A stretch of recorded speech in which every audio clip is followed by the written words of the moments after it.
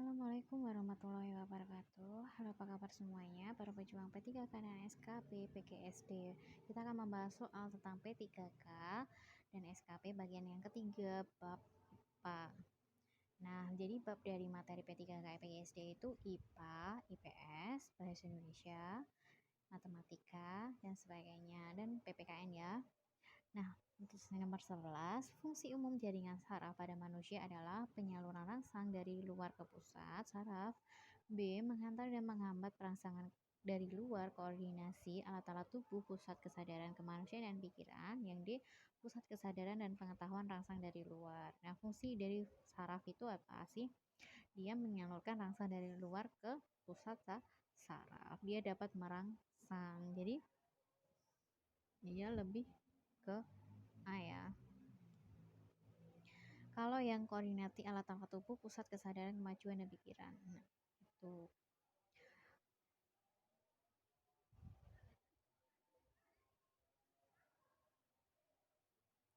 Nomor 12, berikut ini merupakan fungsi kulit kecuali. Kulit itu sebagai indera peraba. Ini ada kata kecuali ya. Peraba ia sebagai alat pengeluaran apa? Ekresi keringat.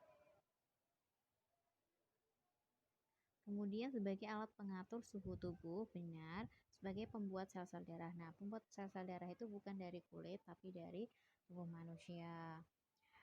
Berarti jawabannya yang bukan adalah yang D ya. Nah, jadi fungsi kulit itu sendiri, 1. Melindungi tubuh, 2. Menjaga suhu tubuh, 3. Menyimpan lemak, yang keempat menghasilkan vitamin D alami, yang kelima menjadi indera peraba. Nomor 13, membran timpani yang menangkap getaran suara terdapat di bagian A. Telinga luar, B. Telinga tengah, C. Telinga dalam, D. Saluran eustachius. Nah, yang berfungsi menangkap bunyi di sekitarnya sebagai bagian luar itu menangkap bunyi, kalau yang tengah itu menerima dan menangkap getaran suara. Nah, ini ada getaran suara, berarti jawaban yang benar adalah yang tengah. Nah, bagian yang dalam itu menjaga tubuh.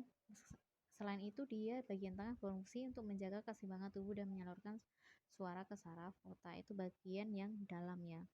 Jadi sini, ini kan ini batasnya, ini tengah sama.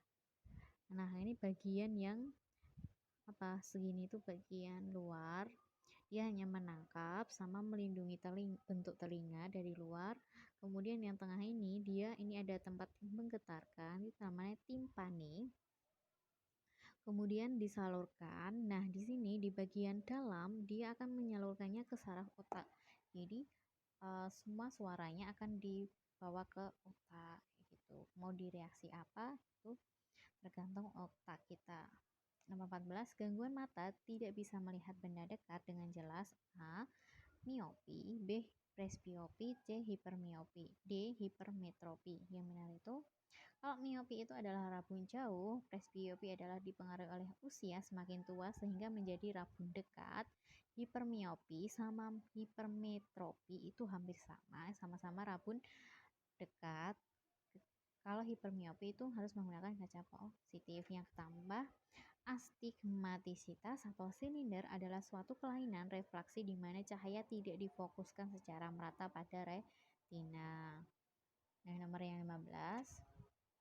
Selanjutnya, pada siang hari yang panas, kerbau senang berkubang pada air berlumpur. Kesenangan kerbau tersebut termasuk A. Penyesuaian diri terhadap air, B. Penyesuaian diri secara morfologi, C. Penyesuaian diri secara fisiologi, D. Penyesuaian diri secara tingkah laku.